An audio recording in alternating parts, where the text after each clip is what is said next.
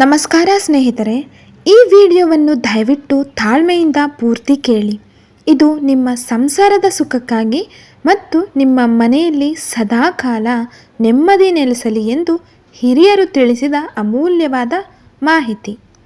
ನಮ್ಮ ಸಂಸ್ಕೃತಿಯಲ್ಲಿ ಹೆಣ್ಣನ್ನು ಮನೆಗೆ ಮಹಾಲಕ್ಷ್ಮಿ ಎಂದು ಕರೆಯುತ್ತಾರೆ ಮತ್ತು ಹೆಣ್ಣು ಸಂಸಾರದ ಕಣ್ಣು ಎಂಬ ಮಾತಿದೆ.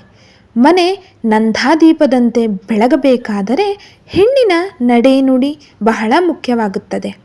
ಶಾಸ್ತ್ರಗಳ ಪ್ರಕಾರ ಒಬ್ಬ ಹೆಂಡತಿ ತನ್ನ ಗಂಡನಿಗಾಗಿ ಕೆಲವು ಕೆಲಸಗಳನ್ನು ಮಾಡುವಾಗ ಯಾವತ್ತೂ ನಾಚಿಕೆ ಪಡಬಾರದು. ಯಾವ ಮನೆಯಲ್ಲಿ ಹೆಂಡತಿ ತನ್ನ ಗಂಡನ ಇಚ್ಛೆಯಂತೆ ದಾಂಪತ್ಯ ಜೀವನದಲ್ಲಿ ಯಾವುದೇ ಮುಜುಗರವಿಲ್ಲದೆ ನಾಚಿಕೆ ಬಿಟ್ಟು ಭಾಗಿಯಾಗುತ್ತಾಳೋ ಆ ಮನೆಯಲ್ಲಿ ದಂಪತಿಗಳ ನಡುವೆ ಪ್ರೀತಿ ಎಂದಿಗೂ ಕಡಿಮೆ ಆಗುವುದಿಲ್ಲ.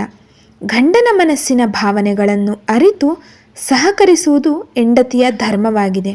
ಒಂದು ವೇಳೆ ಹೆಂಡತಿ ಈ ವಿಷಯದಲ್ಲಿ ಬೇಸರ ಮಾಡಿಕೊಂಡರೆ ಸಂಸಾರದಲ್ಲಿ ವಿರಸ ಉಂಟಾಗಬಹುದು. ಆದರೆ ನೆನಪಿಡಿ, ಸಾಯಂಕಾಲದ ಸಮಯದಲ್ಲಿ ಮತ್ತು ಮುಟ್ಟಿನ 5 ದಿನಗಳ ಕಾಲ ದಂಪತಿಗಳು ಶಾರೀರಿಕ ಸಂಬಂಧದಿಂದ ದೂರವಿರಬೇಕು. ಇಲ್ಲದಿದ್ದರೆ ಅದು ಮಕ್ಕಳ ಮೇಲೆ ಮತ್ತು ಆರೋಗ್ಯದ ಮೇಲೆ ಕೆಟ್ಟ ಪರಿಣಾಮ ಬೀರುತ್ತದೆ. ಇನ್ನೊಂದು ಮುಖ್ಯ ವಿಚಾರವೆಂದರೆ ದಂಪತಿಗಳು ಮಲಗುವ ಕೊಠಡಿ ಯಾವತ್ತೂ ಕಗ್ಗತ್ತಲಾಗಿ ಇರಲೇಬಾರದು. ಕನಿಷ್ಠ ಪಕ್ಷ ಒಂದು ಚಿಕ್ಕ ನೈಟ್ ಬಲ್ಬ್ ಆದರೂ ಉರಿಯುತ್ತಿರಬೇಕು. ಯಾಕಂದರೆ ಕತ್ತಲಲ್ಲಿ ದಾಂಪತ್ಯ ನಡೆಸಿದರೆ ಆ ಜೀವನದಲ್ಲಿ ದಾರಿದ್ರ್ಯ ಕಾಡುತ್ತದೆ ಮತ್ತು ಮಹಾಲಕ್ಷ್ಮಿ ಆ ಮನೆಯಲ್ಲಿ ನೆಲೆಸುವುದಿಲ್ಲ.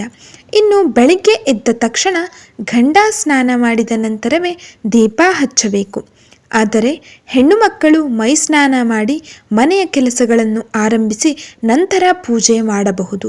ರಾತ್ರಿ ಮಲಗುವ ಮುನ್ನ ಗಂಡನ ಬಳಿ ಸಾಲದ ವಿಚಾರ ಅಥವಾ ಯಾರದ್ದೋ ಬಗ್ಗೆ ಕಂಪ್ಲೇಂಟ್ ಮಾಡಿ ಕಿರಿಕಿರಿ ಮಾಡಬೇಡಿ. ದಿನವಿಡೀ ದುಡಿದು ಬಂದ ಗಂಡನಿಗೆ ಮನೆಯಲ್ಲಿ ನೆಮ್ಮದಿ ಬೇಕಿರುತ್ತದೆ.